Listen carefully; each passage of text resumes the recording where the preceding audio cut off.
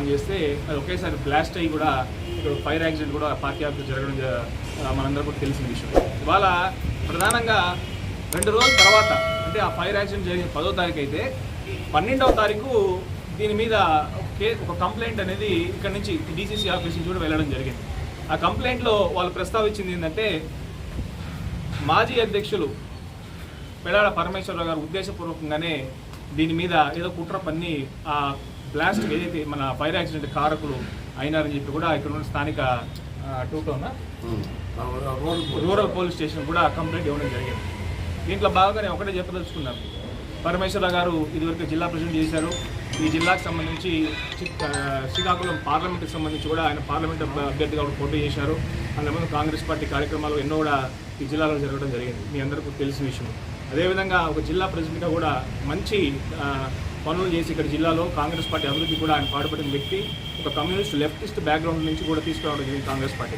ఇవాళ అటువంటి వ్యక్తి మీద ఏ ఆధారాలు లేకుండా నింద వేస్తే మొన్న ఒక 3 రోజుల క్రితం ప్రస్తుతం ఉన్న జిల్లా ప్రెసిడెంట్కి ఉన్న జిల్లా నాయకులందరూ కూడా వచ్చి ఏంటయ్యా బాబు ఈ కంప్లైంట్ ఇలా ఇచ్చావు, ఏంటిది మా మీద తప్పుడు కేసు 307 అంటే 307 అంటే literally attempt to murder case. Attempt to murder ఒక మాజీ జిల్లా అధ్యక్షుడి మీద సొంత పార్టీ వాళ్ళు కంప్లైంట్ ఎందుకు ఇచ్చారో బాబు ఏందని అడిగితే దీనిలో నా పాత్ర ఏమీ లేదు, నాకు పైన నుంచి ఒక మేడము ఫోన్ చేసి దీనికి ఇలా కంప్లైంట్ ఇమ్మన్నారు. ఇన్ఫ్యాక్ట్ ఆ కంప్లైంట్ పేపర్ కూడా ఆ మేడమే అక్కడి నుంచి పంపించారు కాబట్టి మేము ఇవ్వడం జరిగింది తప్ప నా పాత్ర లేదు, నేను క్షమాపణ చెప్తున్నాను ఎందుకని కూడా ఒక వీడియోలో కూడా రికార్డ్ అయింది.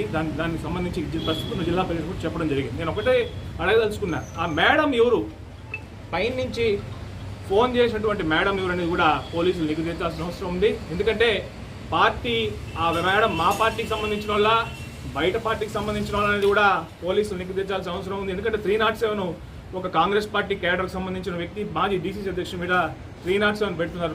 సొంత పార్టీ వాళ్ళు పెట్టారా లేకపోతే తెలుగుదేశం పార్టీ వాళ్ళు కుట్రనా ఇంకా వేరే ఎవరన్నా కుట్ర అనేది కూడా పోలీసులు నిగ్గుదేర్చాలని కూడా ఈ సందర్భంగా డిమాండ్ చేస్తున్నాం. ఎందుకంటే పరమేశ్వరరావు గారు కూడా గత 2 నెలల క్రితం కూడా అనేక అంశాల మీద పార్టీలో జరుగుతున్న అవకతవకల మీద కూడా ప్రశ్నించడం జరిగింది. దాంట్లో భాగంగా ఇది ఏమన్నా కుట్ర పన్ని ఆయన మీద 307 పెట్టమన్నారా, ఇట్లాంటి అంశాలు చాలా ఉన్నాయి.